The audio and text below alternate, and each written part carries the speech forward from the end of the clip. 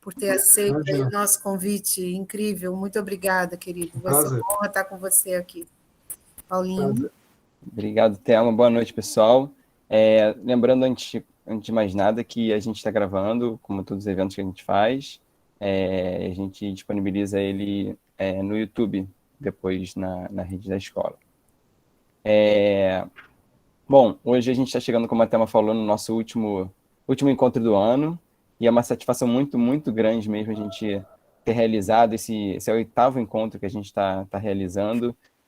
O Paulo Werneck, infelizmente, hoje não pôde estar com a gente, mas por uma boa causa, né? Ele foi indicado aí a um prêmio, né, de arte e cultura pelo Estado de São Paulo. Então, vamos torcer para ele. Ele está nesse momento, se eu não me engano, na cerimônia. Vamos torcer para ele levar esse título para casa e representar, né, a 451 e o trabalho que ele fez, o brilhante trabalho que ele faz. E a gente hoje tem o prazer de contar aqui com o André Conte, que é editor, né, da Companhia das Letras. E não, desculpa pela gafe. Não, saí há um tempo. Eu fui editor da Companhia das Letras. Editor. E a editora Tô gostando da história. Então, e agora atualmente é da onde? Da editora Todavia, fui um dos fundadores da editora Todavia, isso aí. Então, Bruno, faz o corte agora e agora pode gravar de novo, tô brincando. E estamos aqui com a Tricila Oliveira, né, que é quadrinista, também trabalha na Folha de São Paulo. Enfim, a gente tem esse prazer de convidar os dois, né, a Tricila é a nossa convidada aqui para comentar, né, esse trabalho. O André vai ajudar a gente nessa condução e comentar o trabalho da Rutu Modan, que é quadrinista israelense, que escreveu esse livro, A Propriedade, o livro desse mês. Brevemente falando, assim, a Rutu Modan, ela tem um trabalho reconhecido em Israel e no mundo, né? Ela foi premiada já por esse livro e alguns outros trabalhos que ela fez. Ela, em algumas entrevistas que ela deu, conta um pouco sobre isso, né? Sobre a escrita dela e também como que é escasso esse trabalho, né, de quadrinista em Israel.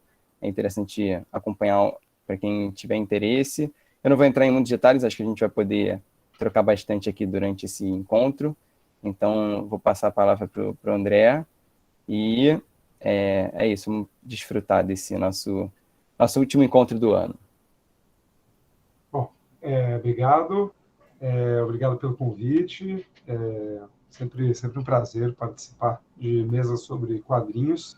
A Rutu é uma super autora, né? O livro anterior, o primeiro livro dela, né? O Feridas Exit Wounds, é um livro, enfim, que marcou muito a época dele. Assim, foi um livro que caiu, que foi um super sucesso. E mais que isso, trazia uma linguagem diferente, né? Ela é uma quadrinista muito, a gente vai falar mais, acho, mas muito particular, né? Ela usa atores para fazer os livros, é muito, muito interessante o trabalho dela e muito múltiplo. Eu já fui numa exposição dela, ela faz milhares de coisas, recortes, colagens, é uma super artista. Mas a gente está aqui, então, como falaram, para conversar com a Tricila Oliveira. A Tricila é autora, junto com o Leandro Assis, de A Confinada e Os Santos, né? Que são dois quadrinhos que surgiram, quer dizer, o Santos anterior, o Santos, um quadrinho da era Bolsonaro, vamos dizer assim. Ele surgiu como uma sátira de uma família bolsonarista, né? Ele chamava os Bolsominions, e a Tricila começou a conversar com o autor, com o Leandro, falar das experiências dela, e eles começaram a fazer o quadrinho juntos, e se tornou um mega sucesso. Se vocês não conhecem, eu recomendo muito que vocês procurem o Santos. E o Confinada também. O Confinada foi vamos dizer assim, a série derivada do Santos, que eles produziram durante a pandemia. E foi uma série também que, enfim, foi um mega sucesso. Foi lançado um livro agora, tenho que falar. Eu fui editor do livro, então não vou ficar falando bem do livro, Tricker, senão fico me sentindo ridículo. É maravilhoso. Leiam, é um livro incrível, uma super campanha, enfim, um super sucesso. E a Tri é uma nova voz aí do quadrinho brasileiro. É uma voz que caiu meio por acaso no quadrinho e hoje é uma das autoras de quadrinho mais lidas do Brasil. Está lá na Folha também com o Leandro. Então, prazer estar aqui com ela, sempre um prazer falar com ela. Não é o nosso primeiro papo, mas sempre um prazer.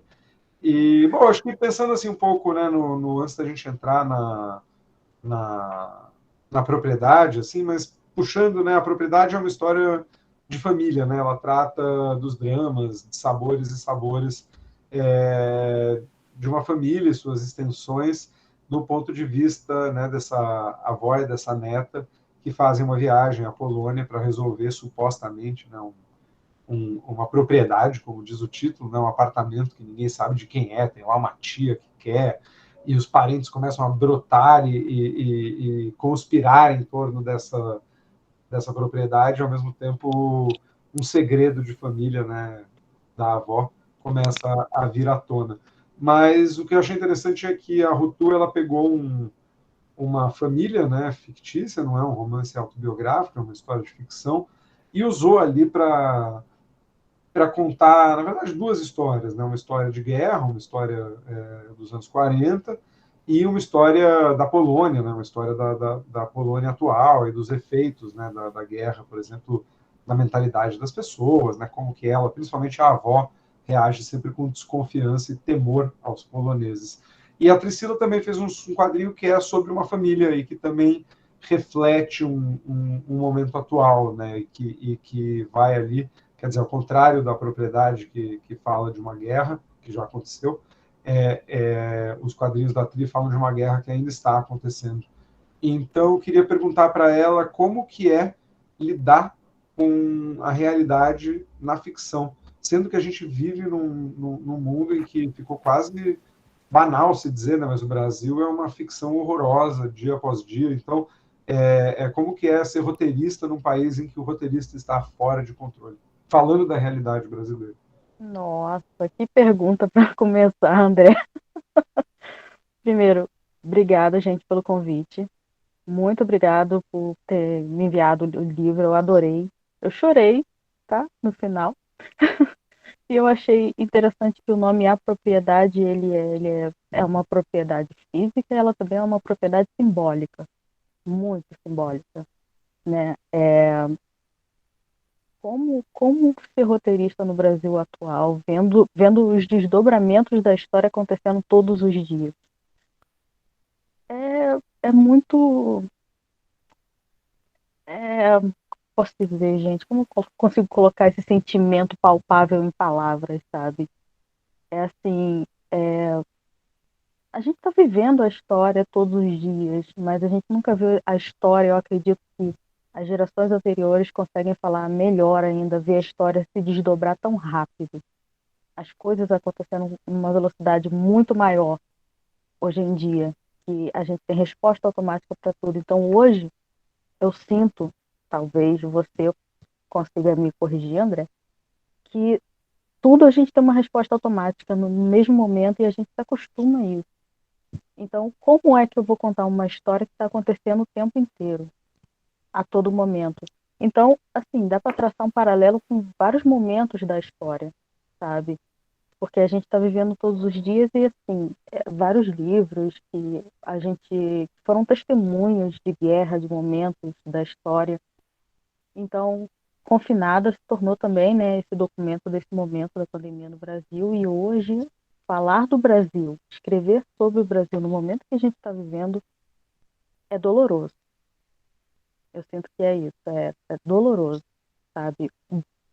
Tentar botar na ficção e levantar a conscientização acerca do que está acontecendo nesse formato de quadrinhos.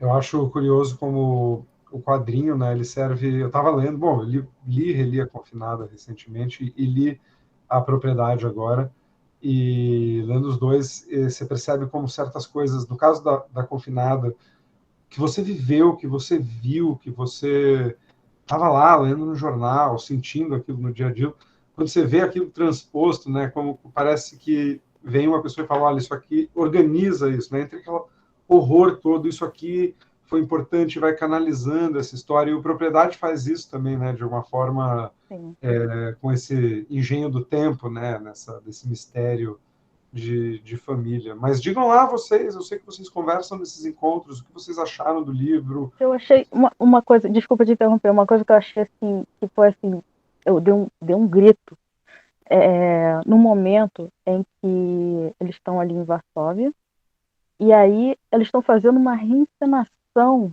das coisas que aconteciam, e eu falei assim,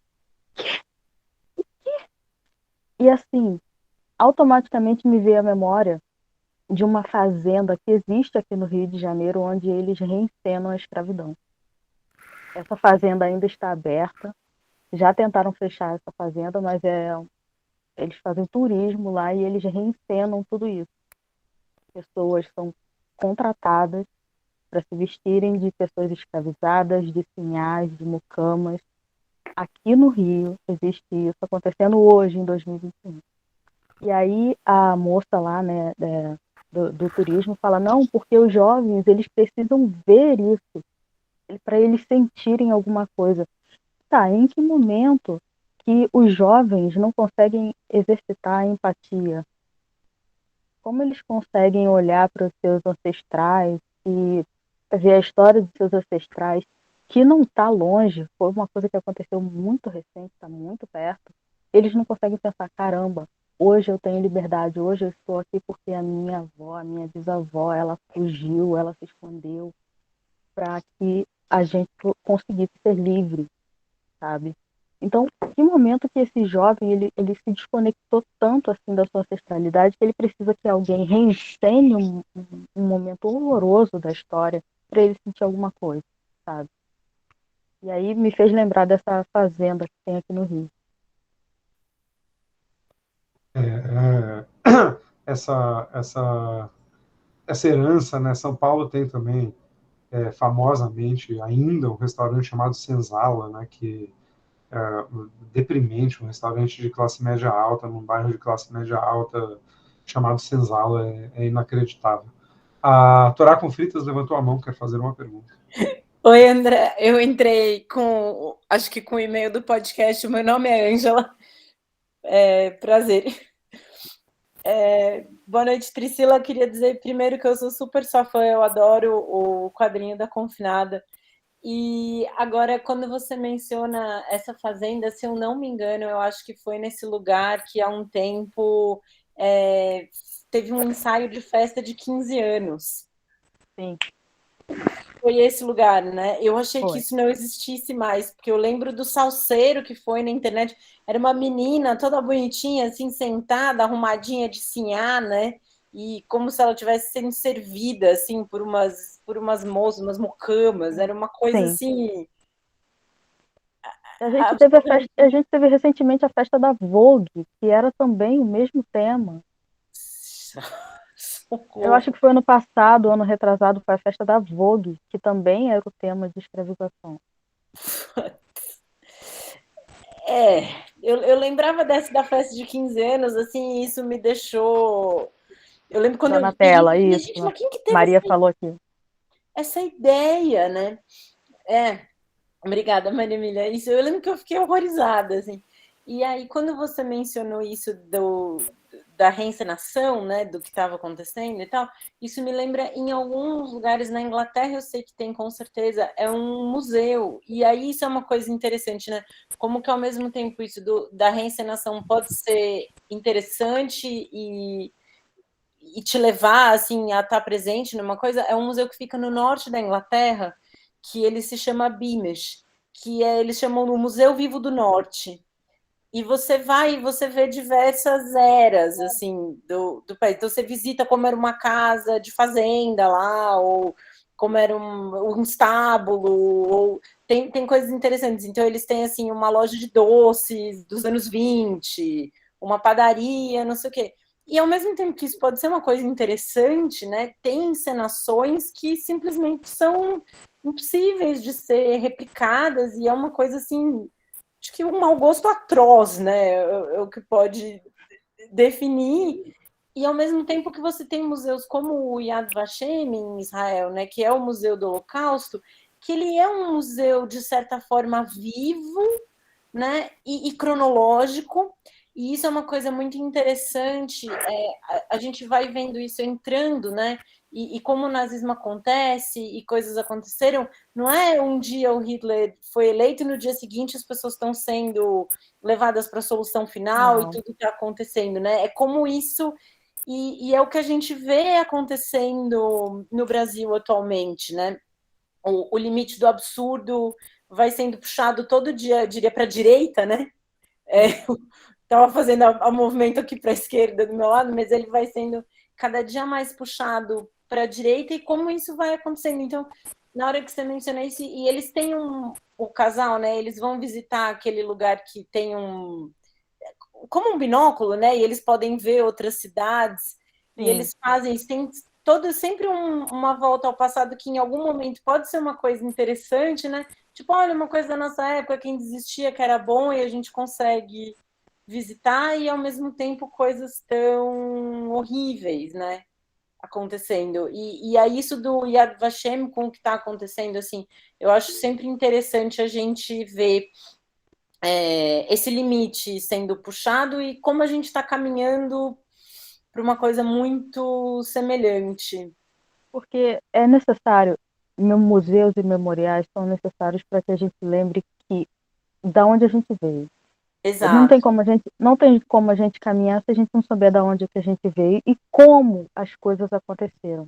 Exato. Por isso que existem vários museus do Holocausto pelo mundo. Mas você não vê nos países que mais escravizaram pessoas museus sobre isso. A gente não tem museus. A gente não tem museus assim em vários países, por exemplo, daqui das Américas, sobre escravização.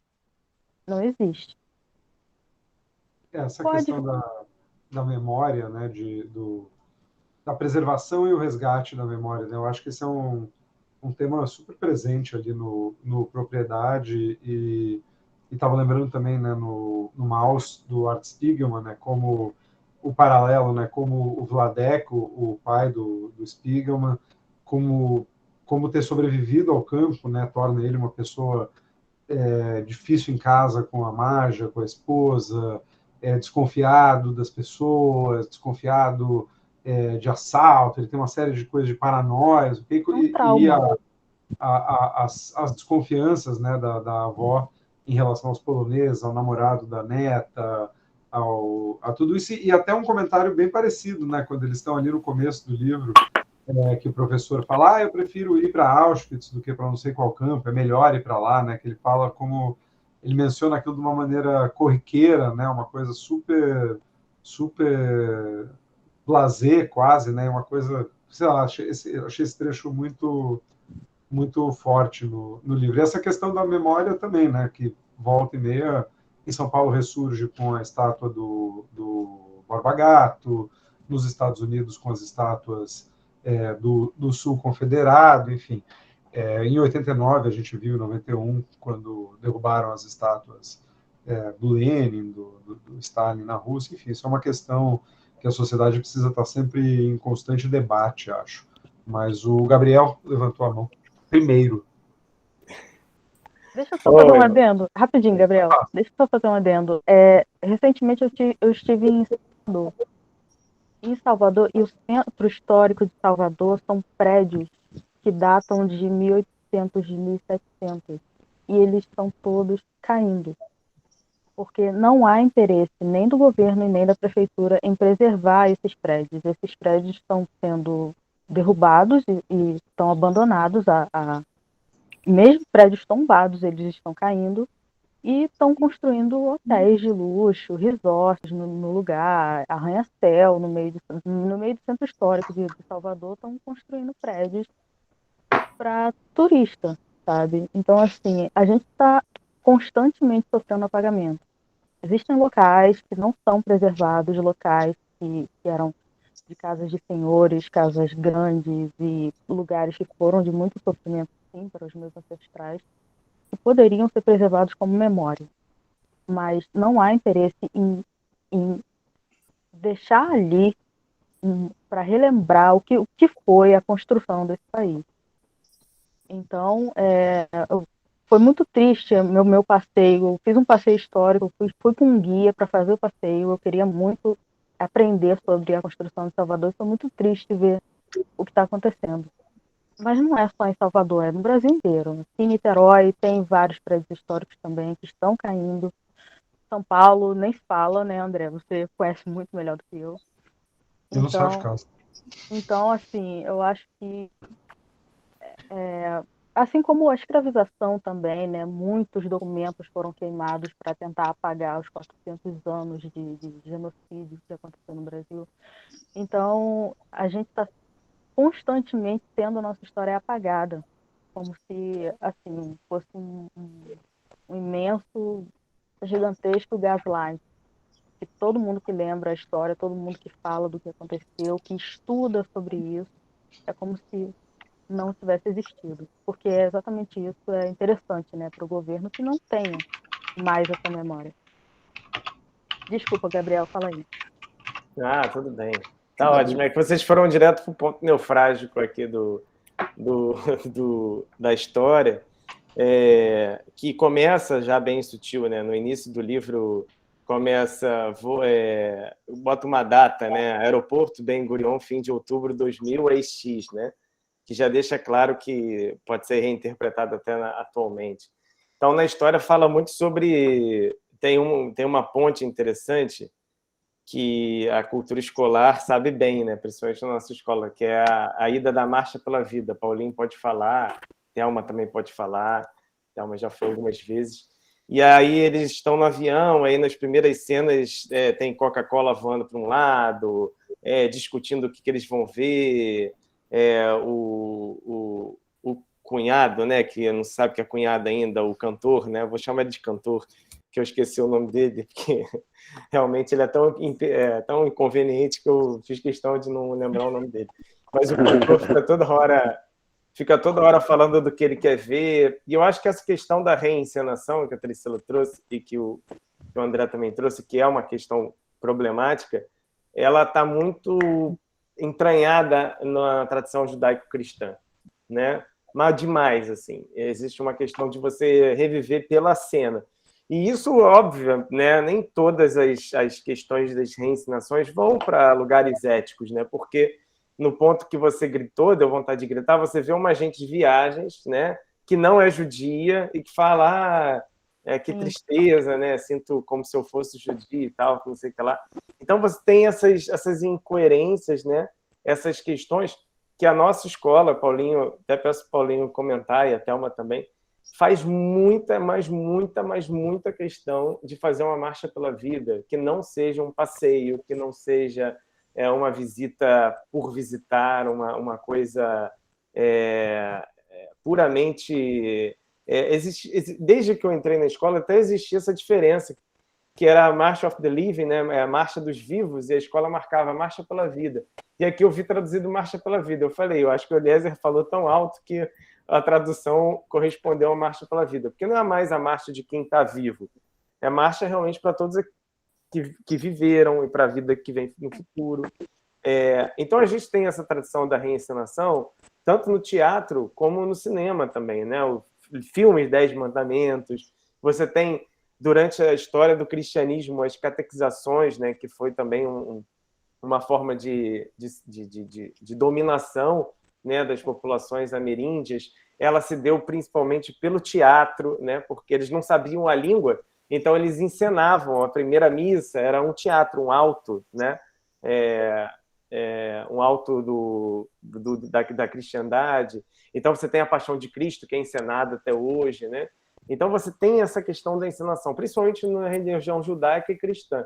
Engraçado que a religião abraâmica que eu menos conheço, que é o islamismo, eu não vejo tantas encenações assim. Eu acho que eles já são mais... já se reservam, mas aí é um desconhecimento meu, um ponto obscuro, né? Mas eu acho que de todas as religiões, acho que as que mais encenam são as judaico-cristãs. E aqui nesse da cultura modã, ela traz esse problema de qual o limite ético dessa encenação, dessa ida, porque, como eu disse, no início do livro, eu quase que falei do filme, né? Do quadrinho, eles estão todos bagunçados lá, aí na volta o voo é super tranquilo e eles falam, parece que a viagem impactou os estudantes. Então, tem um certo efeito. E tem toda uma simbologia por trás, né? A primeira pergunta que o André fez para você era sobre o dia a dia, a realidade. E esse quadrinho é muito interessante porque se passa em 7 dias. Então, é como se fosse um quadrinho crônica, que é algo que você está muito acostumado a fazer com a série Confinada. Então, a crônica, né? Dia a dia. E são 7 dias, que eu estava perguntando até para Paulinho, que corresponde a Shivá, que é o luto, né? Oficial no judaísmo que a pessoa tem que passar. Então, eu acho que está tudo aqui contido nesse livro, e a Shivá tem esse momento, né?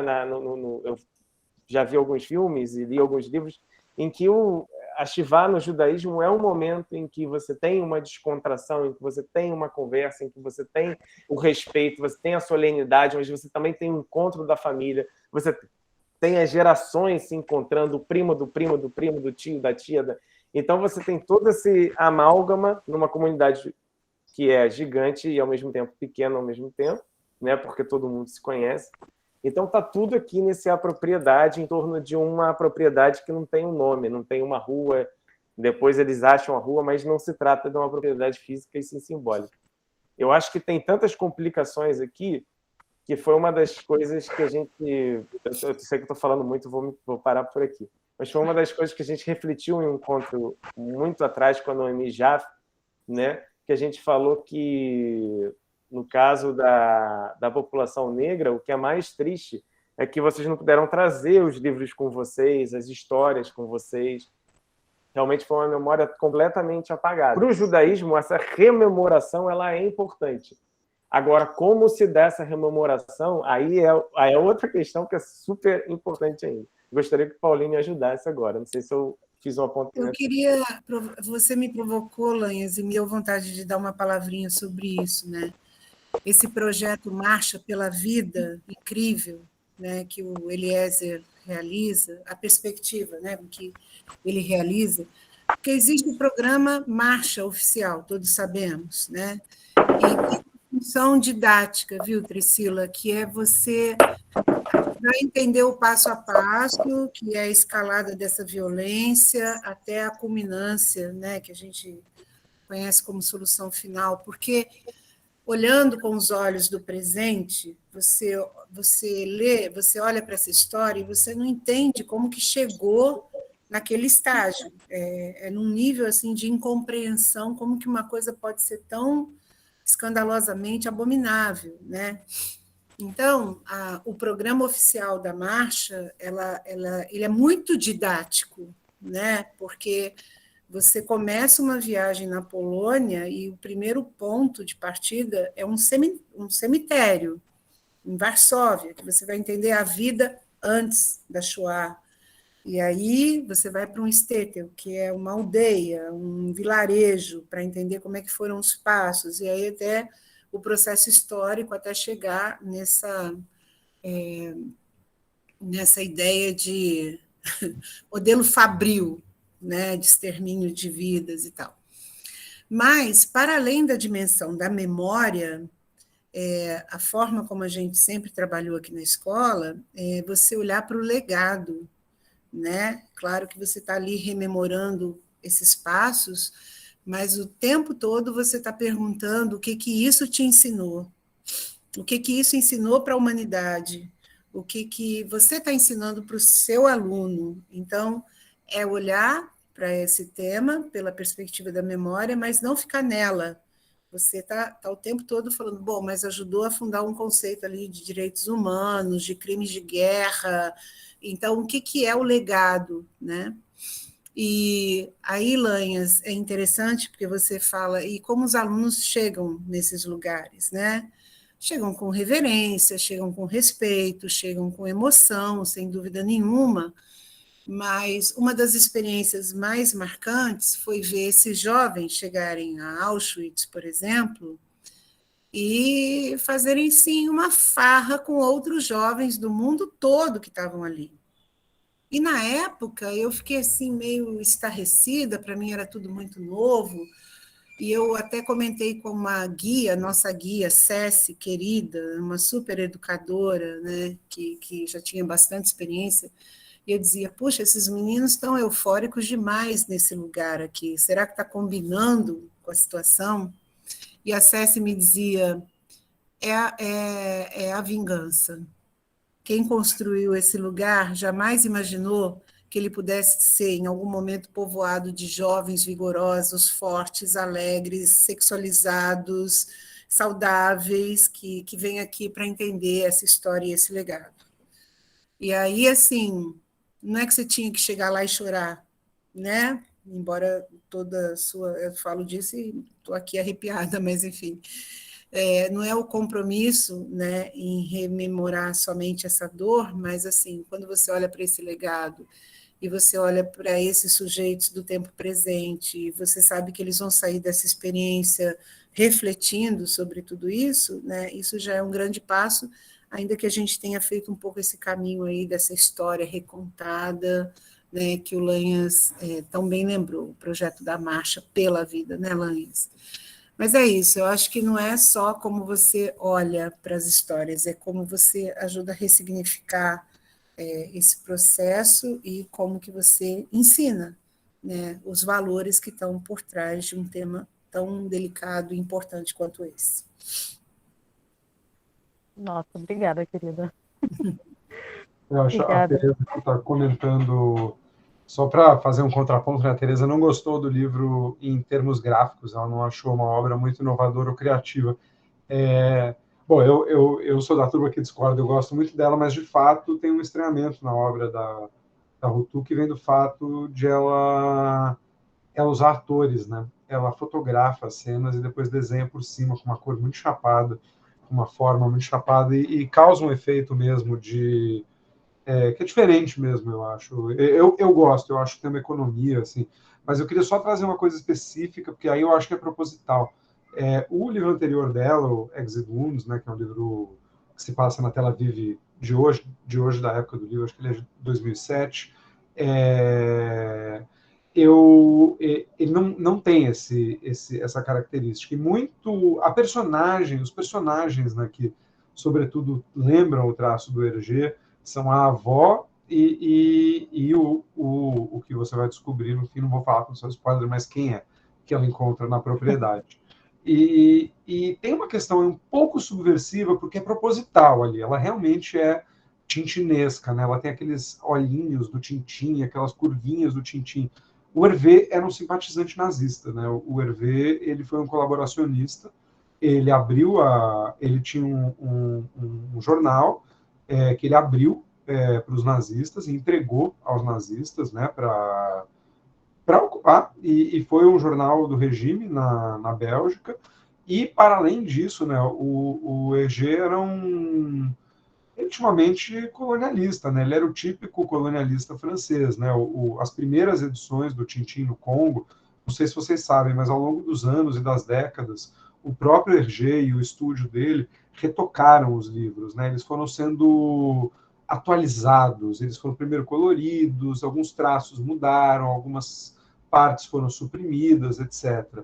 E o Tintin no Congo, por exemplo, é um quadrinho racista e colonialista, né? Eles chegam lá para civilizar o Congo, eles falam, ainda bem que chegou este garotinho europeu, loirinho, que venha nos ajudar, e os personagens são desenhados com estereótipos racistas, é um terror. O Hergé era uma figura muito complicada politicamente, para se dizer o mínimo, né? Hoje em dia passa-se um pano para ele, assim, relativiza-se um pouco. A última biografia dele tem uma questão ali de como ele cede o jornal, e ele teria ajudado alguns amigos judeus na Bélgica. Todo mundo é complexo e ambíguo, então acho que não dá para entrar. Mas só para atentar ao fato de que eu acho que tem uma subversão. A Rutu certamente sabe disso, e tem uma subversão aí onde ela se apropria. E para passar a bola para a Alessandra, que a Maria pediu para ela falar de colonização do imaginário, isso tem muito a ver com colonização do imaginário, né? O Tintin, ele formou um imaginário exótico do mundo, que carregou em tintas estereotipadas e racistas, e dois, o Tintin é um elemento civilizador, né? O Tintin, ele vai aos lugares para civilizar os lugares, ele leva valores europeus a lugares onde esses valores não existem. Então tem uma coisa ali, né, do imaginário. Você vai na Europa, você vai na França, né, como que você fala a quitanda, né? Eles falam errado, né, o árabe, que é super racista, é super preconceituoso. Isso está é uma colonização mesmo do imaginário. Então eu passo a palavra aqui para a Alessandra, estava só ligando os pontos. Oi, gente, boa noite. Primeira vez que eu falo aqui no clube, mas eu tenho acompanhado o clube desde o início. Eu sou esposa do Gabriel, né? Então eu tenho aqui desde o início acompanhado o clube e parabéns a todos. E Maria Emília, eu sou historiadora. Então, quando vocês começaram a entrar nesse tema da memória e da história, e o próprio André falou sobre esse processo de ressignificação da história, né? Falou sobre essas releituras dessas estátuas, por exemplo, que tem acontecido e tal. Eu lembrei muito desse processo de colonização, que é o que eu estudo, porque eu estudo povos indígenas. E tem um autor, Maria Emília, não sei se você conhece, que se chama Serge Gruzinski. Ele é um historiador francês, né?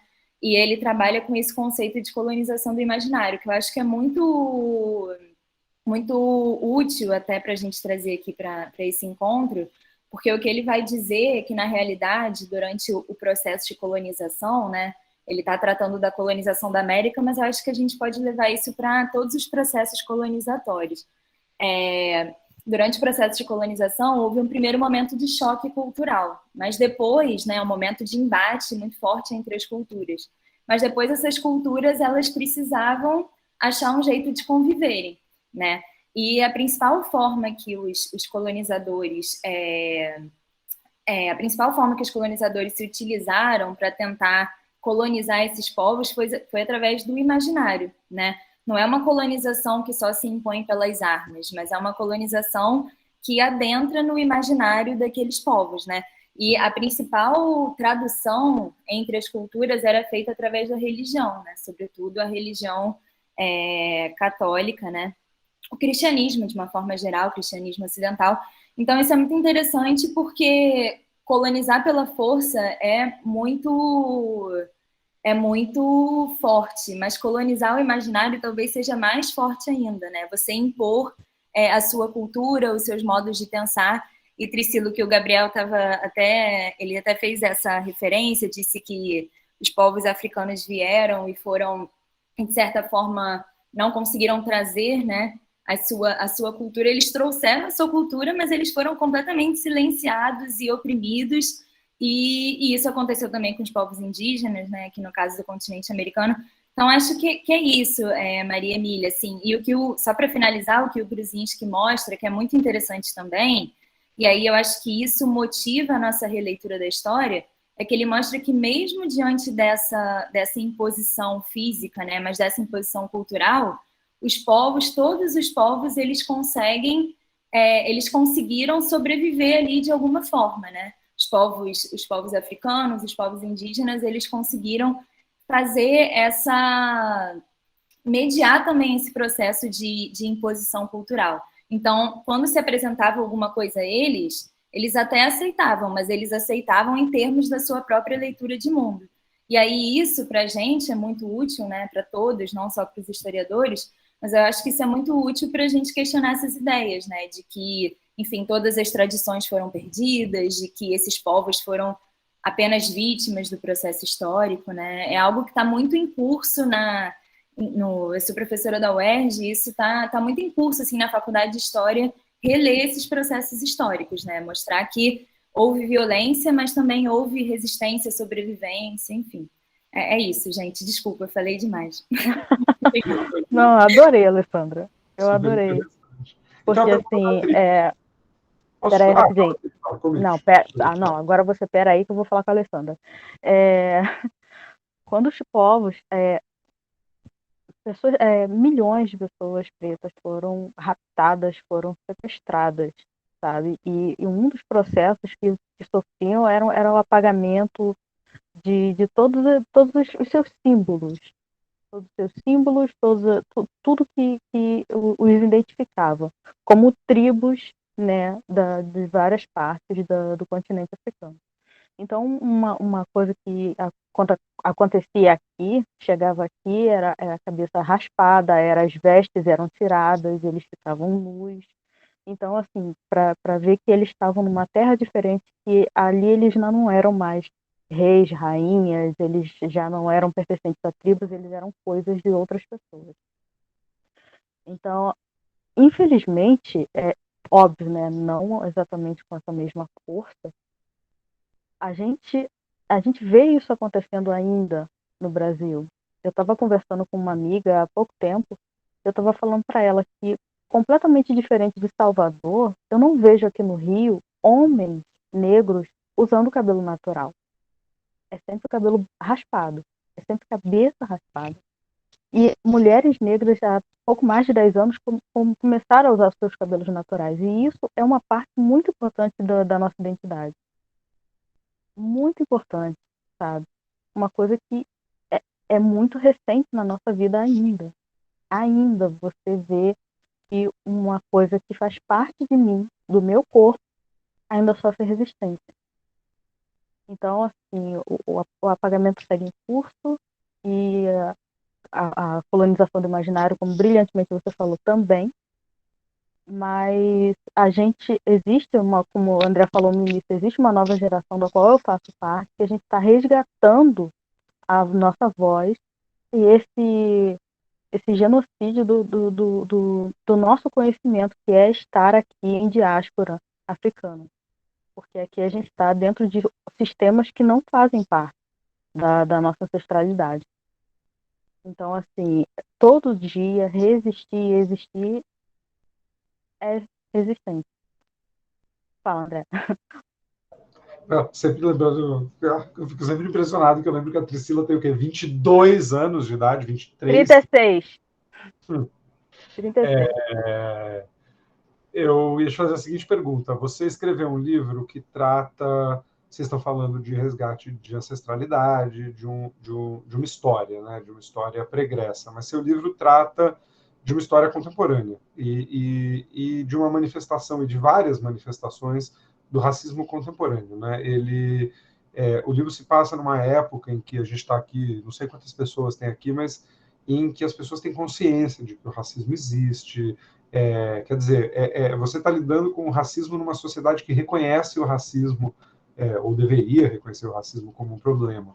E mesmo assim ele se manifesta, como você e o Leandro mostram no livro, em diversos lugares, né, em diversos aspectos e detalhes também, não só em questões centrais, mas em muitos detalhes. Eu estava lembrando, para voltar ao quadrinho, da Rutu, quando a Rutu lançou o Exit Wounds em 2007, que era um livro que falava de um atentado terrorista em Tel Aviv, né? Para quem não sabe, é a história de uma mulher que ouve dizer que o pai morreu num atentado em Tel Aviv, e ela vai para Tel Aviv tentar descobrir essa história. É baseada numa coisa que a Rutu acho que leu no jornal, alguém contou para ela. Era uma história semi-real que ela ficcionalizou.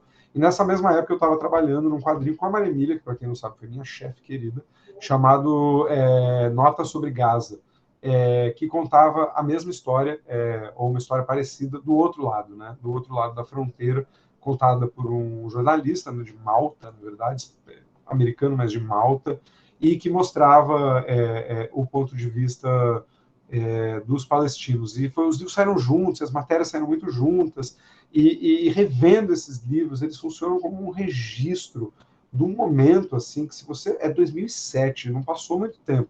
Já é uma história completamente diferente da que a gente vive hoje, completamente transformada e questões que mudaram. Eu te pergunto o seguinte: você escrevendo sobre racismo hoje, como que você acha que seu livro o que ele vai representar no Brasil daqui a 10 anos? Você acha que a gente vai caminhar para frente? Você acha que as coisas vão piorar? O que você acha que teu livro mostra daqui a 10 anos desse instantâneo que você tirou do Brasil? Ele não vai ser tão diferente daqui a 10 anos. Existe uma pesquisa que diz que a desigualdade entre pessoas brancas e pessoas não brancas, incluindo, obviamente, pessoas indígenas no Brasil, ela só vai começar a diminuir daqui a 100 anos. Então, infelizmente, tanto os santos como a confinada, ainda que a confinada seja datada por esse momento de pandemia, não vai ser uma obra tão defasada daqui a 10, 20 anos, até mesmo 50 anos. Infelizmente.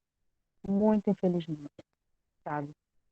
E é um registro, né? Eu acredito que todo livro é um registro da visão do artista, daquele momento, do que ele estava vivendo, sentindo. Mas a confinada, ela veio falando de uma era em que a maioria das pessoas tem acesso à informação. Elas podem buscar, elas podem ter suas perguntas respondidas em vários formatos de mídia. Se ela não quiser ler, ela pode assistir, ela pode ouvir, ela pode, se ela quiser, trabalhar em si para desconstruir preconceitos, para se tornar alguém melhor, para evoluir, para buscar respostas até mesmo para si mesmo. Mas o que eu vejo, e aí eu já jogo para o choque geracional, é que a nova geração, a geração Z, ela não vem buscando informação. Ela vem querendo ser famosa, sabe? Eu acho muito triste que hoje, né, eu transitei de uma época em que os computadores a gente dividia 24 vezes. Era o sonho. E hoje a gente tem um computador na nossa mão. A gente trabalha por ele, a gente faz um mundo de coisas com esses computadores, mas eu não vejo um interesse no amadurecimento, buscar toda essa informação que está disponível na internet, com centenas de outras pessoas, como eu, cyberativistas nas redes sociais, construindo conteúdos todos os dias, acerca de várias pautas sociais. Então, assim, confinada e os santos, né, ainda vão continuar atuais por muito tempo, infelizmente.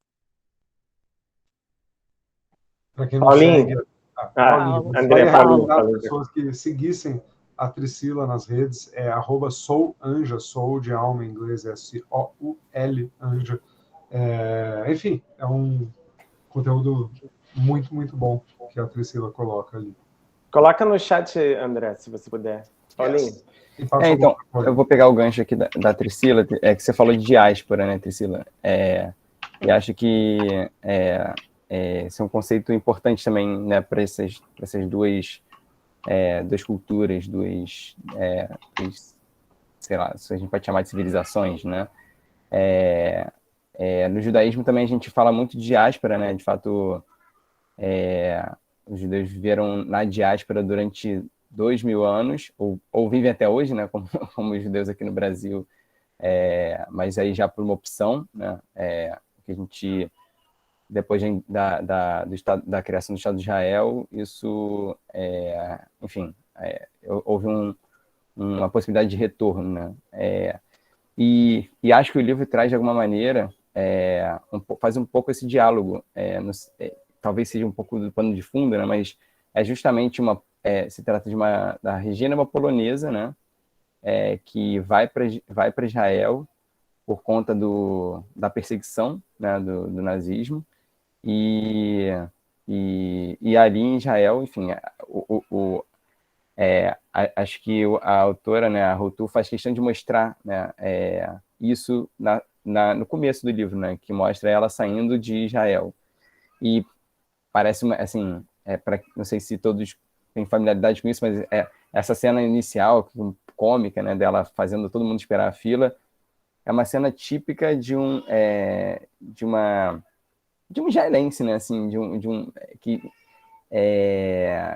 um pouco nessa grosseria ali e de uma insubordinação também, né? O cara fala que tem que deixar a garrafa ali, então fala, então vai todo mundo esperar que eu vou acabar de tomar minha água aqui. Mas, por outro lado, ela não é israelense, né? Ela é polonesa. Estava até conversando com não sei se Samantha está aqui, né? Que também trabalha nessa escola, que leu o livro e comentou isso, né? Ela falou, caramba, essa senhora parece muito minha avó. Tem uma cultura também que não é só israelense, assim, ela tem um pouco desse humor também, enfim, essa cultura meio provocadora, assim, né? Dessa senhora, que não é só israelense, eu acho, né? Também, e talvez a gente hoje em dia associe muito com Israel. E uma questão que me pegou no livro, assim, é que normalmente a gente associa, né, a gente pensa que essas pessoas que passaram pela perseguição, né, por mais que ela não tenha ido a campo de concentração e tal, a memória que ela tem desses lugares é só, né, uma memória ruim, assim, a gente só pensa nisso como morte, guerra, né, uma memória que, enfim, e na verdade ela traz aqui, o livro traz alguma coisa que de um romance que ela viveu, né, é um romance mesmo, e ela engravidou de um polonês, né, ou seja, claro que assim, na sociedade polonesa muitos denunciaram os judeus e tal, mas a gente vê a pluralidade, a complexidade disso, né, quando, obviamente, esse senhor, né, que namorou com ela e que engravidou ela, amava ela e tinha uma relação com ela, né, assim, então eu acho que ele desconcerta um pouco isso também fico pensando como que foi para Mika, né, o nome da personagem, eu não lembro. A neta, Mas, Mika. como que é para essa neta pensar que ela neta de um polonês não judeu, né? Que assim, imagina como que o livro deixa muito claro, né, a linguagem com a qual eles se referem os poloneses, assim, muito, inclusive uma linguagem preconceituosa, né? Assim, E o paralelo, né, Paulinho? Claro que pode se justificar pelo que eles sofreram, né? Mas assim, essa linguagem preconceituosa e assim, e aí como é que é para essa identidade dela pensar que ela é uma neta de um polonês não judeu, mas enfim, foram algumas questões que me vieram. Você ia falar alguma coisa, né? Não, tem o paralelo, porque o quadrinho que o roteiro da Ruth Modan faz muito bem é fazer o paralelo da história da avó com a da neta, né? Uhum. Que as duas vivem um romance com um polonês não judeu, né? E aí a história corre em paralelo e talvez por isso tudo se identifique e tem um encerramento muito harmonioso, né? Parece um movimento muito, muito bem calculado. Uhum. E dá uma sensação, o que torna muito bem feito a história do livro, do quadrinho, é que parece que tudo vai acontecendo ao acaso, né? Uma conversa, uma enganação da avó ali, outra enganação do cara, do cantor do outro lado, e aí ela fica enganada, aí o cara faz uma piada e a mulher não gosta, a Mika odeia, aí rejeita, ou seja, as coisas vão acontecendo ao acaso e no final tem todo o desentendimento entre o par amoroso do passado que se desentende logo quando se vê, ela chega e depois sai, depois eles se desentendem e eles brigam entre si, né? Porque ele não entende por que ela voltou, fala que voltou só por causa da propriedade. Então, assim, eu achei foi o que você falou, tantas complexidades em uma questão tão simples, né? Assim, que é um afeto, né? A questão simples é o afeto, né? Que é difícil você gerar num mundo todo destroçado ou mesmo no mundo que ainda vai buscar uma nova memória ou retomar a memória do passado, desse afeto que foi perdido e tudo mais. Foi isso que eu achei o mais bonito da história, né? A Alessandra até mandou uma foto para mim dos dois fazendo gestos, né? Que ela leu, ela terminou de ler agora, e achou linda a história. Eu falei, amor, lê, que é a sua cara, você vai gostar e tal. Aí ela achou, achei super fofo, que não sei o que lá. E foi o que você falou também, né, Priscila? Acho que você falou que você chorou, se emocionou. Chorei mesmo. Chorei mesmo, porque eu adorei exatamente esse paralelo que você falou. Eu, como estudante de roteiro, eu estava vendo também acontecendo ali, sabe? E a ganância também ali do cunhado que não sabia que era cunhado e tal. Então, assim, tudo isso, assim, a propriedade que eu achei muito simbólico, tudo aquilo ali, sabe? A propriedade, ela engana, fala que não é, que é o Hilton, meu Deus, tal, mas não é. E aí foi vendido, foi tomado e tal, até que no final tem toda essa revelação do passado dela.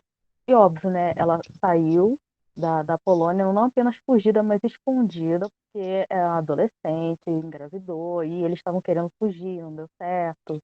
Então, tem tudo isso lá no começo do século acontecendo.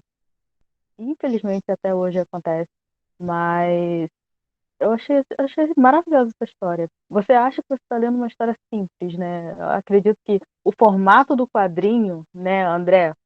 O formato do quadrinho deixa a gente achar a gente acha que a gente está lendo uma historinha simples, uma coisa boba. Mas qualquer coisa pode ser contada em quadrinho. Eu acho muito massa uma técnica que ela usa algumas vezes no livro, quando a avó está se preparando para encontrar alguém no espelho, e você ainda não sabe quem é a pessoa, e como ela sonega a informação, e ela vai criando esse suspense do nada, né? Eu acho ela faz isso super bem. E só para complementar com um dado cultural aí da questão polonesa, né? Que atravessa o livro, não sei se todo mundo sabe, mas nos Estados Unidos, piada de polonês é o nosso equivalente à piada de português, né? Mais pesado ainda, assim, é com uma carga mais preconceituosa ainda, mas é um tipo de piada, né? Pole jokes, né? Que eles são a piada, entre aspas, é que eles são burros, né? Que nem a gente faz com, com o português, né? Então, só voltando a esse tema que acabou tomando aí um pouco a nossa conversa, né? De como certas ideias vão se multiplicando, né? E vão entrando em lugares que você não imagina, né? Vão se enraizando na sociedade. E hoje em dia é super mal visto, né? Era uma coisa comum fazer piada de polonês, qualquer comediante fazia, né? E hoje é tido como é mal visto. Mas falem mais. Falem mais. Que bom que é mal visto, né? Sim, Porque sim. o mundo precisa evoluir. As Mas pessoas não, muito recente.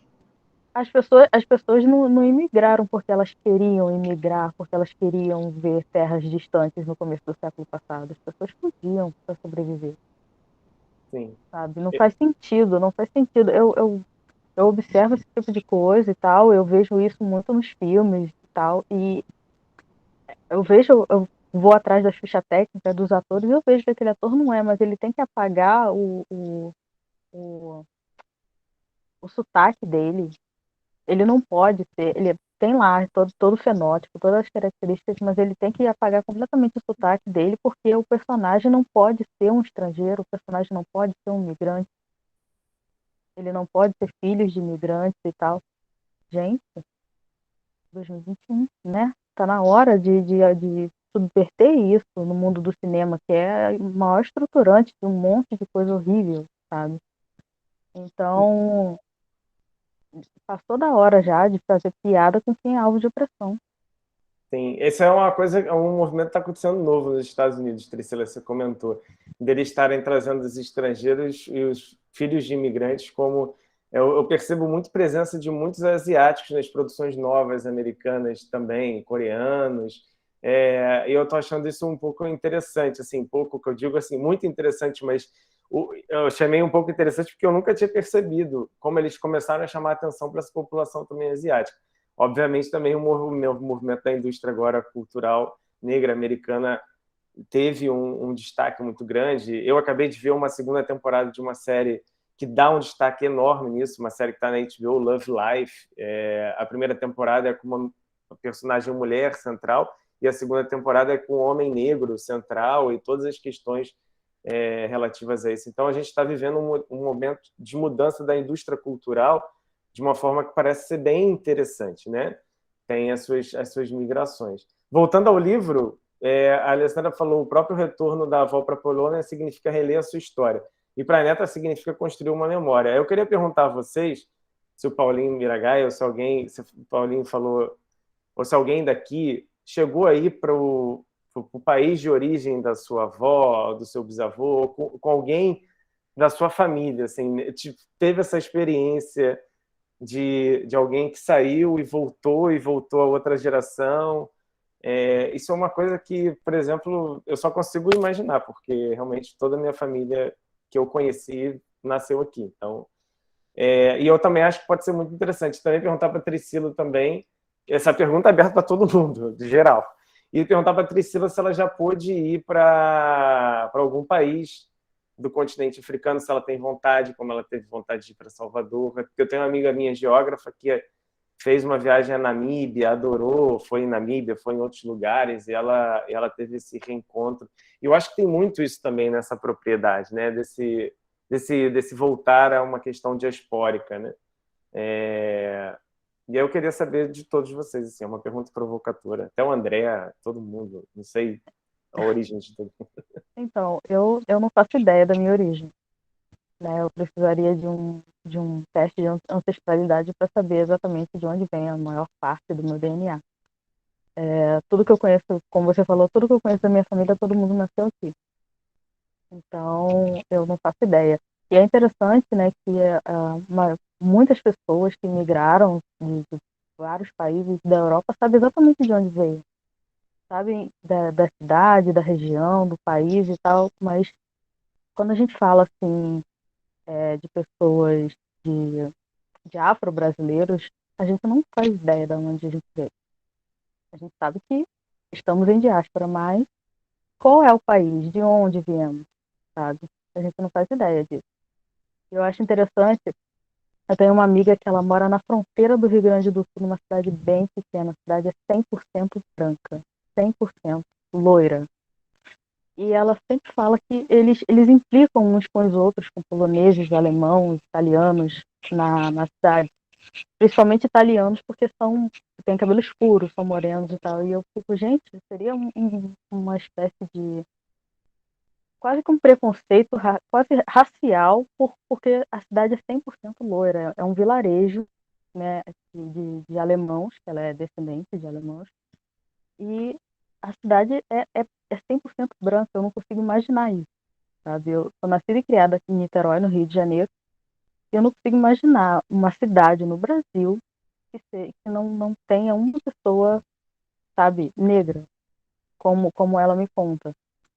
Então, assim, e todo mundo sabe exatamente de onde veio lá, todo mundo sabe as suas origens, falam alemão fluentemente, e português é uma segunda língua, e, assim, é surreal para mim pensar nisso no Brasil. Eu acho que isso toca a questão central da tua fala, acho que depois da Alessandra, né? Que é isso. Primeiro você falou, ninguém muda de país porque quer, né? Claro, a minha família veio em extrema pobreza, todos trambiqueiros, charlatão, mas vieram pobres.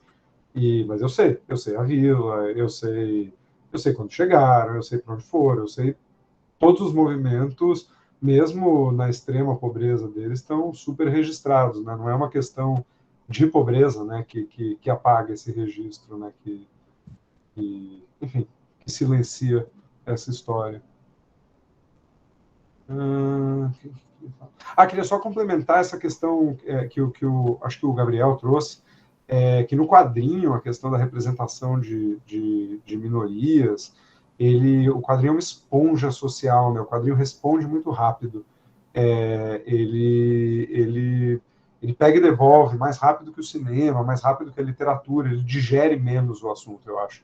E eu estava lembrando que tem um quadrinho que eu também trabalhei com a Maria Emília, chamado O Chinês Americano, que ele conta uma história de um imigrante asiático nos Estados Unidos, e ao mesmo tempo reconta a história do Rei Macaco, que é que é uma das principais lendas, né, da cultura chinesa, né, a jornada para o oeste, que se chama, e que tem esse personagem do Rei Macaco.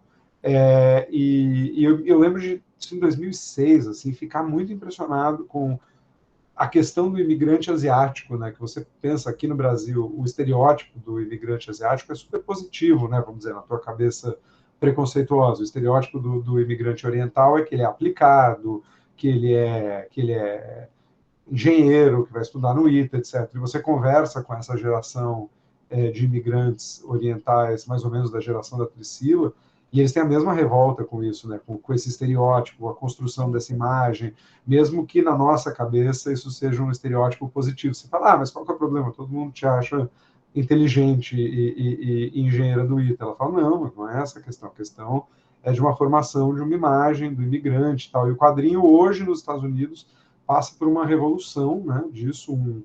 Os personagens estão sendo recriados, personagens como o Homem-Aranha hoje tem uma versão latina, o Homem de Ferro tem uma versão que é uma mulher imigrante do continente africano. Tudo isso vai muito rápido e mostrou, né, a resistência de um setor dos leitores, né? Isso teve uma cisão nos quadrinhos e está uma guerra online, porque os leitores antigos que acham que é um absurdo o Homem-Aranha ser latino, porque onde já se viu, isso é uma guerra que está em alto e bom som agora nos quadrinhos, porque o quadrinho, como eu disse, ele reage muito rápido, né? O quadrinho é mensal, o quadrinho da Tricila é semanal, então você consegue responder à sociedade muito rapidamente. Falem mais, tinha mais alguém com a mão levantada. Eu fiz eu coloquei uma pergunta aqui, porque do pouco que eu conheço, gente, do tema dos quadrinhos e tal, eu sei que, pelo menos em relação ao judaísmo, tem uma história muito forte com a questão da imigração. Eu ia perguntar né, a gente tem os exemplos, né, do Spiegelman, do Eisner também. O quadrinho moderno, ele é o Eisner, né? O quadrinho, ele surge no quadrinho moderno, né? O quadrinho que a gente está falando surge ali nos 1900, 1890 e pouquinho, para vender jornal para criança, né? Era a última página do jornal, era coloridão, lindo, e ficava virado na banca. E a ideia é que você estava passeando com sua filha fala, eu quero! E você era obrigado a comprar o jornal de domingo, que era o jornal mais caro.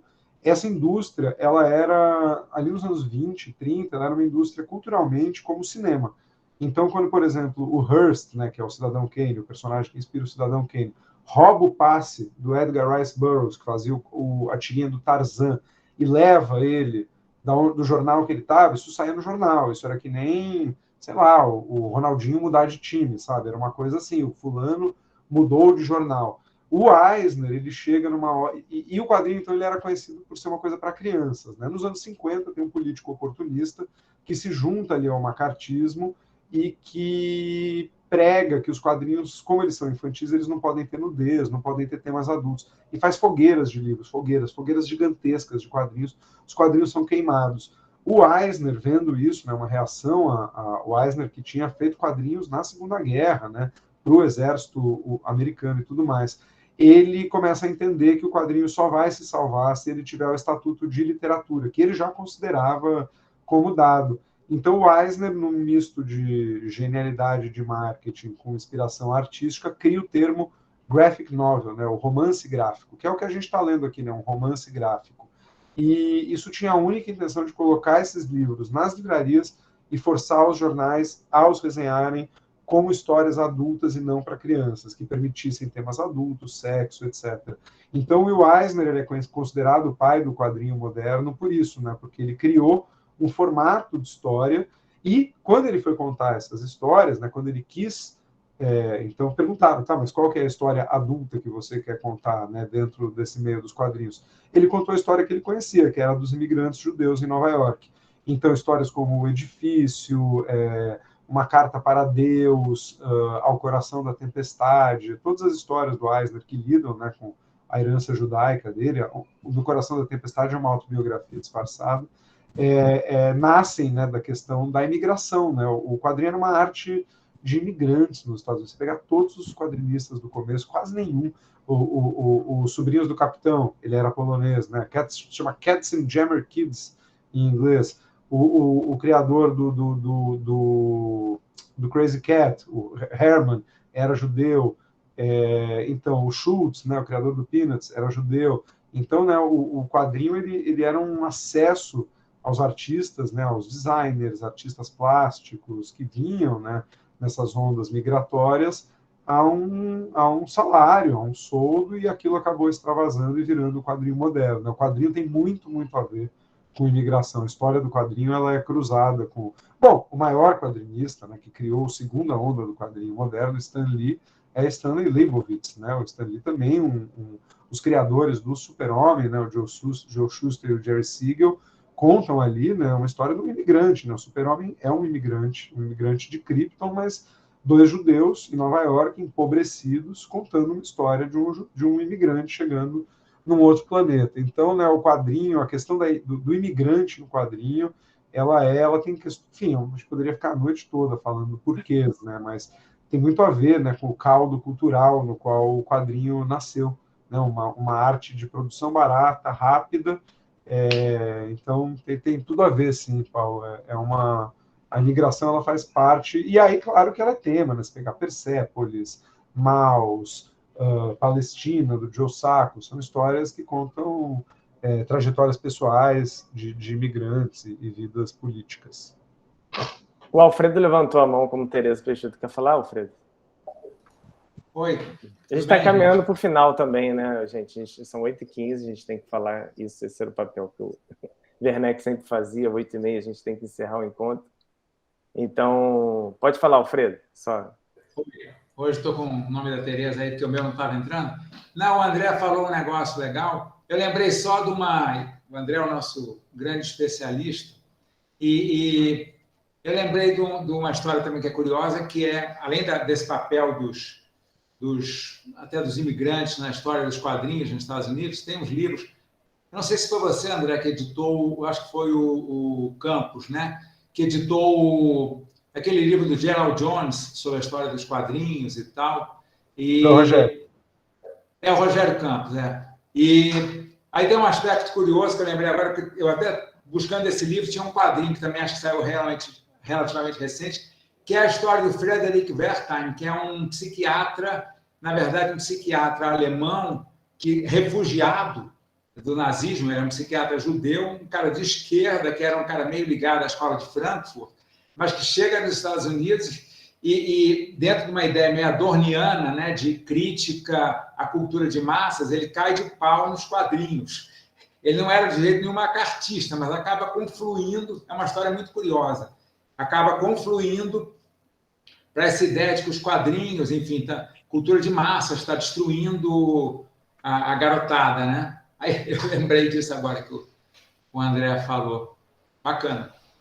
Não, os adornianos achavam jazz já meio demais, né? Não, jazz muito popular, gente, calma. Calma, bota um Schubert. Eles já se incomodavam com o jazz. Mas o quadrinho tem, né, para quem se interessar, eu acho as visões do Humberto Eco sobre quadrinho muito interessantes, né? Um livro da editora Perspectiva, em que ele, enfim, debate aí a questão do super-homem, que é um super símbolo, né, a ser analisado aí. Tem muitos caminhos para você enxergar aquela história. Mas façam mais uma pergunta aí para a Priscila. Priscila, sempre bom ouvir a Priscila falando. Faça uma pergunta para ela. A Tereza tinha levantado a mão. Vai, Tereza. Não, a Tereza era ele. Tereza ou Alfredo? O Hélio também. Hélio tem uma pergunta para a Priscila. Não, é só colocar uma coisa até que eu já meio que coloquei escrita aí, é que a gente está discutindo os quadrinhos, mas a gente está falando dos quadrinhos ocidentais, né? E o mangá é muito interessante, porque ele tem mangá para criança de acordo com faixas etárias, né? E é muito doido, digamos, você vê no trem, estando no trem no Japão, você vê adolescente lendo um tipo de mangá, adulto lendo outros, e é digamos, uma estética bem diferente, né? E a outra coisa é que, digamos, essa questão da literatura de cordel, que, de certo modo, também é um quadrinho, né? E aí a gente, digamos, está passando batido sobre isso, né? E há essas outras formas, né? Priscila quer comentar um pouco sobre as outras formas de quadrinho na cultura brasileira? Cordel, né? Eu não sou especialista em quadrinho. Mas porque o André também, né, ele fez uma fala aí de uma história. Então. Mas fala do seu ponto de vista. O que você espera do quadrinho no futuro? Estou fazendo uma pergunta. O que você espera do quadrinho brasileiro? Eu acredito que a gente está fazendo parte de uma nova geração, que a gente está vendo assim que existem várias pessoas que, assim como o Leandro iniciou, até mesmo a carreira dele de quadrinista, começando a desenhar digitalmente para o Instagram, várias outras pessoas ao longo desses anos que a gente está nessa parceria têm desenhado também pautas sociais nas redes sociais. Né? Não somente no Instagram, tem gente que tem página no Facebook e tal. Então, eu acredito que nos próximos anos a gente vai ver várias histórias sendo contadas nesse formato. E como o André disse, é uma esponja, ele impacta assim, instantaneamente, porque ainda existe esse imaginário, essa crença, né, muito antiga, de que o quadrinho é infantil. Você não espera você ver um tema adulto sendo tratado ali, cheio de cor, sabe, alegre e tal. Então, o que eu acredito é que nos próximos anos a gente vai ver muita coisa boa. já começou a surgir, mas a gente vai ver nos próximos anos muita coisa boa. E eu acredito que a maioria começou a ler, teve o primeiro contato com quadrinhos foi com a Turma da Mônica. Eu tive coleções inteiras da revistinha da Turma da Mônica como incentivo à leitura. Então, até mesmo a Turma da Mônica veio evoluindo ao longo do tempo. A Turma da Mônica cresceu, virou a Turma da Mônica jovem. Então, tudo é possível contar dentro do quadrinho. O quadrinho, como a Tri disse, passa por uma... Falando em Maurício de Souza, né? O Maurício está fazendo 50 anos de carreira. Não, ele tem 80 anos, 900 anos de carreira. E não tem 5 anos que, pela primeira vez, um personagem negro figurou numa capa de uma história do Maurício de Souza e foi tema de uma história do Maurício de Souza, que é o Jeremias, né? O livro do Rafael Calça, que ganhou o Prêmio Jabuti. E foi a primeira vez em toda a história do Maurício de Souza que eles colocaram o Jeremias numa capa e contaram uma história do Jeremias. Então é uma transformação. E, ao mesmo tempo, a gente vê, há menos de 2 anos, há 3 anos, o fuzuê que foi na Bienal do Livro do Rio, porque tinha um quadrinho que 2 rapazes se beijavam e aquilo era um escândalo, porque por conta disso. Então, o quadrinho ele tem esse impacto na sociedade que a Priscila falou, né? Ele puxa debates muito rapidamente. Bom, a gente vê a Laerte, como que ela arrasta todo mundo para o debate, a gente vê isso diariamente nos jornais, né? Então, é um pouco, queria dizer, mas foi um prazer estar aqui, papo muito bom, uma pena que tem que acabar. Foi ótimo, eu acho que a gente está caminhando para o encerramento, né, Paulinho? Sim. Vai, Paulinho, manda aí. Não, eu queria também deixar uma palavra sobre o nosso final de ano aí. Acho que foi muito prazeroso, pessoalmente falando, né, estar aqui nesses encontros. Para mim, participar de um clube de leitura nesse formato superou minhas altas expectativas, e eu acho que assim me ajudou muito até na minha leitura, assim, a ler com mais atenção, enfim, a encontrar, né, trocar, assim, muito... Eu não tinha tanta experiência de troca de leituras, né, da literatura nesses espaços, e para mim foi muito enriquecedor, assim. Então eu queria também deixar essa palavra final de fim do ano, um agradecimento a todas as trocas que a gente pôde fazer aqui, aos convidados incríveis. Priscila, mais uma presença, muito obrigado pela sua presença, seus comentários muito importantes, e é isso, assim, que traz olhares que eu não, né, alguns passaram longe para mim, e assim, certamente vou voltar para esse livro e ler de uma outra maneira, e acompanhar seu trabalho. Já acompanho um pouco, né, na Folha de São Paulo, mas estou com muita vontade de conhecer né, os livros que você publicou. Também agradecer ao André, agradecer ao Lans, ao Bruno, à Thelma, todos e todas que estão aqui. A gente vê os rostos e os nomes se repetindo mês a mês, né, e a gente se sente uma certa familiaridade, assim, eu, pelo menos, né, falando com vocês. Então, é um encontro que é virtual, mas ele não deixa de ser caloroso, assim, de aquecer, assim. Então, eu queria deixar esse agradecimento mesmo, desejar um feliz ano novo para vocês, e dizer que a gente pretende voltar ano que vem. Ainda não temos, né, títulos para anunciar. Dessa vez a gente vai fazer uma pausa, né, de 1 ou 2 meses, mas a gente conta muito com a participação de vocês e com o interesse no retorno, porque acho que é um projeto que rendeu muito, assim, né, e incentivar a leitura é das coisas mais importantes que a gente pode fazer, né, hoje, a nível de humanidade, né, eu acho. Então é isso, queria deixar essas palavras. Eu também queria agradecer. Queria agradecer a presença da André e da Priscila, não a presença, né? Presença de todos, mas assim, a participação e a doação. O André e a Priscila se doaram, assim, no encontro de hoje, eu gostei bastante. O André, com conhecimento todo de editor dele, de anos de edição, de editoração, sobre quadrinho, foi uma grande aula aí sobre os caminhos, né? E a Priscila, com toda a honestidade, e indo direto aos pontos, né? Eu gosto disso, Priscila. Eu gosto disso de uma pessoa indo direto aos lugares que te atravessam. E você trouxe isso muito bem. Queria te agradecer por isso. Agradecer ao Bruno, agradecer a Thelma também, que já teve que sair. E para mim também, que trabalho com literatura semanalmente com os alunos na escola, isso aqui é outra coisa, amplia, a gama aumenta. O Bruno já me falou, o Bruno vai falar um pouco, eu acho. O Bruno já me falou que ele nunca leu tanto e gostou tanto de ler mais ainda. Bruno, não vou roubar a tua fala, não. Fala você. Mas, assim, de coração, eu queria agradecer, porque eu reconheço aqui quem está desde o primeiro encontro. E obrigado de coração.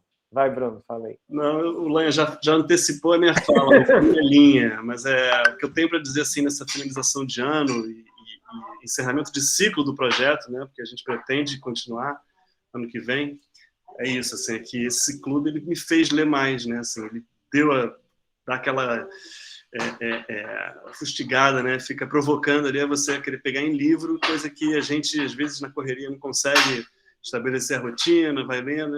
Eu trabalho muito, gosto de ler, mas esse clube realmente me sacudiu em relação a isso. Então, eu adorei. Foi muito bom. Acho que a Maria quer falar também, e fazer menção ao Paulo Werneck também, que é um queridíssimo... Comendador Paulo, dele. a partir de hoje. Sim. A presença dele aqui é uma presença ilustre, assim, Agora a gente vai querer contar contigo também, André, assim, não pode ser não. Maria, você queria falar alguma coisa? Não, também? Eu até escrevi que vocês estão falando, vamos voltar o ano que vem e tal, que eu disse, eu queria voltar, mas com 14 anos e morando no Rio de Janeiro, para poder estudar nessa escola, que é um absurdo, entendeu? Maravilhoso. Vocês aceitam GOI, como eu, não precisaria me converter que nem o Checherdeschi. Não, mas você passa, Maria. Cara, eu passo, claro, bem, evidente. Eu tenho certeza. Mas, enfim, é só isso. Adorei a escola de vocês, adorei, maravilhosa. Só isso. Obrigada. Legal. E alguém mencionou a Lorena Cass como projeto de quadrinhos. Alguém falou também, só para juntar as pontas em quadrinhos israelenses, a Lorena hoje mora em Israel, quadrinista independente, participa de um monte de feiras, grande quadrinista. Boa convidada para vocês também, super legal, super inteligente. Prazer, pessoal. Até a próxima. Gente, muito obrigada pelo convite. Eu adorei. Eu também adorei. Beijo. Beijo, pessoal. Se quiser abrir o microfone para dar um beijo, para a gente se despedir.